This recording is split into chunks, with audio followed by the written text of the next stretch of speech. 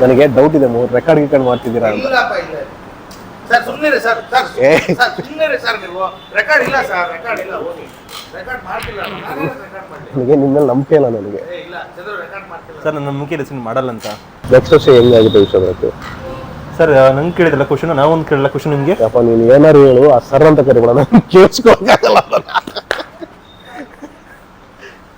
ನನಗೂ ಕರೆಕ್ಟ್ ಇಷ್ಟ ಇಲ್ಲ ಸರ್, ಆದರೂ ಇಲ್ಲಿಂದ ಕರಿತಿದ್ದೀನಿ, ಇಲ್ಲಿಂದ.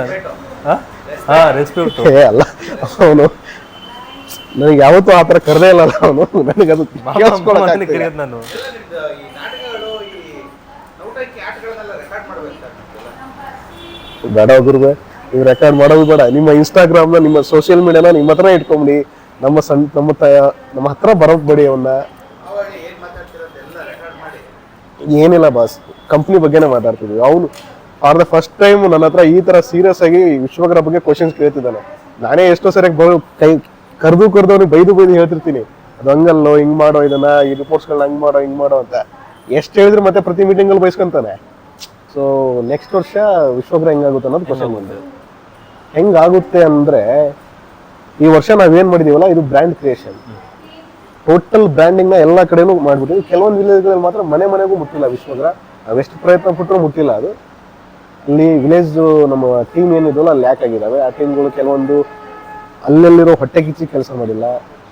ನಾನು ಆ್ಯಕ್ಚುಲಿ ಯಾರ ಹತ್ರನೂ ಅಷ್ಟು ರೂಡಾಗಿ, ಅಂದರೆ ಯಾರ ಮೇಲೂ ರೂಡಾಗಿ ಮಾತಾಡಲ್ಲ, ಯಾರ ಹತ್ರ ನೈಸ್ ಗೈಯಾಗೆ ಇರ್ಬೇಕು ಅಂತ ಇಷ್ಟಪಡ್ತೀನಿ. ಬಟ್ ಈ ನನಗೆ ನೋಡಿ ಸಾಕಾಗ್ಬಿಟ್ಟಿದೆ ಕೆಲವೊಂದು ಟೀಮ್ಗಳನ್ನ ವಿಶ್ವಗ್ರಹದಲ್ಲಿ. ಕೆಲವೊಬ್ರು ಹೆಂಗಂದ್ರೆ ಎಷ್ಟು ಜಲಸ್ ಆಗಿದ್ದಾರೆ ಅಂದರೆ ನೋಡಿ ಸಾಕಾಗ್ಬಿಟ್ಟಿದೆ. ಇನ್ನು ಕೆಲವೊಬ್ರು ತುಂಬಾ ಸಖತ್ತಾಗಿದ್ದಾರೆ. ನಾವು ಮಾಡ್ತಿರೋದು ಏನೇನೋ ಅಲ್ಲ, ನಮಗಿಂತ 100 ಪಟ್ಟು ಎಷ್ಟು ಜಾಸ್ತಿ ಎಫರ್ಟ್ ಹಾಕಿ ಮಾಡ್ತಿದ್ದಾರೆ. ಅವ್ರಿಗೆ ಖಂಡಿತ ರಿಸಲ್ಟ್ ಬರ್ತಿದೆ. ಮತ್ತೆ ಅವರಿಗೆ ಒಂದು ವಾರನೋ 15 ದಿನೋ ಲೇಟ್ ಆದ್ರೂ ಪರವಾಗಿಲ್ಲ, ಸ್ಯಾಲ್ರಿ ಹೋಗ್ತಿದೆ ಅವರಿಗೆ. ಕೆಲವೊಂದು ಟೀಮ್ಗಳು ಏನು ಜಲಸ್ಸಿಗೆ, ಈ ಈಗೋಗೆ ಮತ್ತೆ ಫ್ರಸ್ಟ್ರೇಷನ್ ಹೋಗ್ಬಿಟ್ಟಿದ್ದಾರೆ. ಒಂದು 4 ದಿನ ಹೋಗ್ತಾರೆ, ಅಲ್ಲಾಗಿಲ್ಲ ಅಂದ್ರೆ ಮತ್ತೆ ಮಾಡಕ್ ಹೋಗಲ್ಲ, ಬಿಟ್ಬಿಡ್ತಾರೆ ಕೆಲಸ, ಮತ್ತೆ ಬೇರೆ ಏನೋ ಟ್ರೈ ಮಾಡಕ್ ಹೋಗ್ತಾರೆ. ಫಾರ್ ಎಕ್ಸಾಂಪಲ್ ಆರ್ಮಿಗಂತ, ವಿಶ್ವಗ್ರ ಆರ್ಮಿಗಂತ ಬಂದ್ರು, ಸೂಪರ್ ಟೀಮ್ ಲೀಡರ್ ಆದ್ರು, ಆರ್ಮಿ ಸೆಕೆಂಡ್ ಬ್ಯಾಚಿಗೆ ಬಂದ್ರು, ಎಲ್ಲವೂ ಟ್ರೈ ಮಾಡ್ಬಿಟ್ರು, ಬಟ್ ಯಾವ್ದು ವರ್ಕ್ ಆಗ್ತಿಲ್ಲ ಅವರಿಗೆ. ಅಂದ್ರೆ ಇಲ್ಲಿನ ಮಾಡ್ಬೇಕು. ಈಗ ನಾನು ಈ ಫೀಲ್ಡಿಗೆ ಹೊಸಬ, ನನಗೂ ಎಲ್ಲವೂ ವರ್ಕ್ ಆಗುತ್ತೆ ಇಲ್ವೋ ಏನೋ ನನಗೂ ಭಯ ಆಯ್ತು. ಇಲ್ಲಿ ಹೆಂಗ್ ಕೆಲಸ ಮಾಡ್ಬೇಕು ಏನು ಅಂತ. ಎಜುಕೇಶನ್ ಬಗ್ಗೆ ನನಗೆ ಏನೂ ಗೊತ್ತಿದ್ದಿಲ್ಲ. ಇಲ್ಲಿರೋರು ನನಗಿಂತ ಎಲ್ಲ ತುಂಬಾ ಸೀನಿಯರ್ಸ್ ಇದ್ದಾರೆ ನಮ್ಮ ಆಫೀಸಲ್ಲಿ ಕೆಲಸ ಮಾಡೋದು. ಯಾಕಂದ್ರೆ ಅವ್ರು ಎಜುಕೇಶನ್ ಫೀಲ್ಡ್ ಅಲ್ಲಿ ತುಂಬಾ ಕೆಲಸ ಮಾಡಿದ್ದಾರೆ. ಬಟ್ ನನಗೆ ಗೊತ್ತೇ ಇದಿಲ್ಲ ಇದೇನು ಅಂತ. ಕಲ್ತ್ಕೋಬೇಕು, ಕಲ್ತ್ಕೊಂಡು ಮಾಡಿದಾಗ ಎಲ್ಲವೂ ಆಗುತ್ತೆ. ಆ ಕಲಿಯೋದಿದೆಯಲ್ಲ, ಕಲಿಯೋದು ಬೇಕು. ನಿಮಗೂ ನಾನು ಅದನ್ನೇ ಮತ್ತೆ ನನ್ನ ಮನೇನೂ ಅದನ್ನೇ ತುಂಬಾ ಸರಿ ಹೇಳ್ತಿರ್ತೀನಿ, ಕಲಿಬೇಕು, ಸೆಲ್ಫ್ ಲರ್ನಿಂಗ್. ಒಬ್ರು ಏನಾರು ಕೆಲಸ ಮಾಡ್ತಿದ್ದಾರೆ ಅಂದ್ರೆ ಅವ್ರನ್ನ ಅಬ್ಸರ್ವ್ ಮಾಡ್ಬೇಕು. ನಮ್ಮ ಕಣ್ಣು ಎಲ್ಲಾ ಕಡೆನೂ ಇರ್ಬೇಕು ಈ ವಯಸ್ಸಲ್ಲಿ. ನಾನು ಅದೇ ನಿನಗೆ ಕಿರಣ್ಗೆ ಅದನ್ನೇ ಮತ್ತೆ ಹೇಳ್ತಿರ್ತೀನಿ, ನಾನು ಕಲಿರ್ಲೆ ಒಂದು ಆ ಕ್ಯೂರಿಯಾಸಿಟಿ ಹುಟ್ಟಬೇಕು, ಒಂದು ಎಕ್ಸೈಟ್ಮೆಂಟ್ ಬೇಕು ಲೈಫಲ್ಲಿ, ಅದೆಲ್ಲ ಬರಬೇಕು. ಇಷ್ಟು ಬುಕ್ಸ್ ಇದಾವೆ ನಮ್ಮ ಆಫೀಸಲ್ಲಿ, ಅದ್ರಲ್ಲಿ ತುಂಬಾ ಒಳ್ಳೆ ಬುಕ್ಸ್ ಇದಾವೆ, ಸೆಲ್ಫ್ ಹೆಲ್ಪ್ ಬುಕ್ಸ್ ಇದಾವೆ. ಅದನ್ನ ಓದ್ಬೇಕು, ಸೆಲ್ಫ್ ಮೋಟಿವ್ ಆಗ್ತವೆ. ಯಾರೋ ಇನ್ನೊಬ್ರು ಮೋಟಿವೇಶನ್ ಕೊಡ್ತಾರೆ ಅಂತ ನಾವು ಮಾಡೋದಲ್ಲ, ಅದನ್ನ ಓದ್ಬೇಕು, ಕಲಿಬೇಕು, ಮಾಡಬೇಕು. ಅಡ್ಮಿಷನ್ಸ್ ಹಾಗೆ ಆಗುತ್ತೆ ನೆಕ್ಸ್ಟ್ ವರ್ಷ, ಅದು ನಮ್ಗೆ ಗ್ಯಾರಂಟಿ ಇದ್ದೇ ಇದೆ. ಈಗೇನಿದೆಯಲ್ಲ, ಇದಕ್ಕಿಂತ ನನ್ನ ಪ್ರಕಾರ ನಾನೊಂದು ಈಗ 11ನೇ ವರ್ಷ ನಾನು ಸೇಲ್ಸ್ ಫೀಲ್ಡಲ್ಲಿ ಇರೋದು. ನನ್ನ ಎಕ್ಸ್ಪೀರಿಯನ್ಸಲ್ಲಿ ಹೇಳ್ಬೇಕು ಅಂದರೆ, ಈ ವರ್ಷ ಏನಾಗಿದೆಯೋ ಇದಕ್ಕಿಂತ 3ರಿಂದ 4 ಪಟ್ಟು ಜಾಸ್ತಿ ಅಡ್ಮಿಷನ್ ಆಗುತ್ತೆ. 4 ಟೈಮ್ಸ್ ಜಾಸ್ತಿ ಅಡ್ಮಿಷನ್ ಆಗುತ್ತೆ ಅನ್ನೋ ಗ್ಯಾರಂಟಿ ಇದೆ. ಮತ್ತು ಈ ವರ್ಷ ನಾವು ಅತಿ ಬೆಸ್ಟ್ ಕ್ವಾಲಿಟಿನ ಕೊಡ್ತೀವಿ ನಾವು. ಯಾಕಂದ್ರೆ ನಮ್ಮ ಮಾಸ್ಟರ್ ಟ್ರೈನರ್ಸ್ನ ತುಂಬ ಚೆನ್ನಾಗಿ ನಾವು ಯೂಸ್ ಮಾಡ್ಕೊತಾ ಇದೀವಿ. ಮತ್ತು ಅವರು ಅಷ್ಟೇ ಪಾಸಿಟಿವ್ ಆಗಿದ್ದಾರೆ. ಇನ್ನೂ ಹೊಸರನ್ನ ತರ್ತೀವಿ, ವೆಲ್ ಕ್ವಾಲಿಫೈಡ್ನ, ವೆಲ್ ಎಕ್ಸ್ಪೀರಿಯನ್ಸ್ ಇರೋದನ್ನ ತರ್ತಿದ್ದೀವಿ.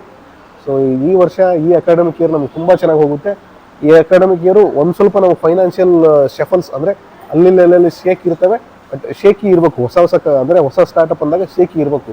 ಆ ಶೇಕ್ ಇದ್ದಾಗಲೇ ಅದು ಹೊಸ ಕಲಿಕೆ ಬರುತ್ತೆ ನಮಗೂ. ಮತ್ತು ನೆಕ್ಸ್ಟು ಈ ವರ್ಷ ಸ್ವಲ್ಪ ಶೇಕ್ ಇದ್ರು ಅಂದರೆ ಎಂಪ್ಲಾಯ್ ಸ್ಯಾಲ್ರಿ ಏನೇನಾಗಬೇಕು ಅದಾಗುತ್ತೆ. ನಾನು ಎಂಪ್ಲಾಯ್ ಸ್ಯಾಲ್ರಿ ಏನಕ್ಕೆ ಡಿಲೇ ಆಗೋದು ಗೊತ್ತಾ ನಿಮಗೆ? ಎಂಪ್ಲಾಯೀಸ್ಗೂ ಎಂಪ್ಲಾಯೀಸ್ ಎಲ್ಲ ನಮ್ಮವರು, ಅವ್ರಿಗೆ ಹೇಳ್ಕೊಬೋದು ನಾವು. ವೆಂಡರ್ಸ್ ಹಂಗಲ್ಲ, ವೆಂಡರ್ಸ್ಗೆ ಆ ಡೇಟಿಗೆ ಪೇಮೆಂಟ್ ಹೇಳಿದ್ರು, ಆ ಡೇಟಿಗೆ ಕರೆಕ್ಟಾಗಿ ಪೇಮೆಂಟ್ ಮಾಡಲೇಬೇಕು. ಯಾಕಂದರೆ ಅವ್ರು ನಮಗೆ ಇಷ್ಟು ದಿನ ಅವ್ರು ಕೊಟ್ಟಿರ್ತಾರೆ, ಕರೆಕ್ಟಾಗಿ ಸರ್ವಿಸ್ ಕೊಡ್ತಾರೆ. ನಾವು ಇಷ್ಟೆಲ್ಲ ಇವತ್ತು ಬಿಸ್ನೆಸ್ ಮಾಡ್ಬೇಕಂದ್ರೆ ವೆಂಡರ್ಸ್ ನಮಗೆ one of the major reason ವೆಂಡರ್ಸೇ. ಅವ್ರಿಗೆ ನಾವು ಅವ್ರನ್ನ ಹ್ಯಾಪಿಯಾಗಿರ್ಬೇಕು ನಾವು.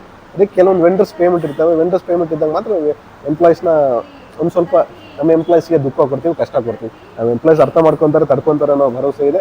ಮತ್ತು ನೆಕ್ಸ್ಟ್ ವರ್ಷ ತುಂಬ ಚೆನ್ನಾಗಾಗುತ್ತೆ. ಅದೊಂದು ನೆಕ್ಸ್ಟ್ ವರ್ಷ 27-28 ಇದೆಯಲ್ಲ, ವಿಶ್ವಗ್ರಹ ಬಿಟ್ಟರೆ ಬೇರೆ ಆಪ್ಷನ್ ಇರಲ್ಲ. ವಿಶ್ವಗ್ರಹ ಇಸ್ ದ ಕೀ. ಎಜುಕೇಷನ್ಗೆ ಯಾವ್ದಾರು ಕೀ ಇದೆ ಅಂದರೆ ಅದು ವಿಶ್ವಗ್ರಹನೇ.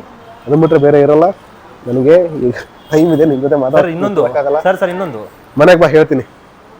ಸರ್ ಇನ್ನೊಂದು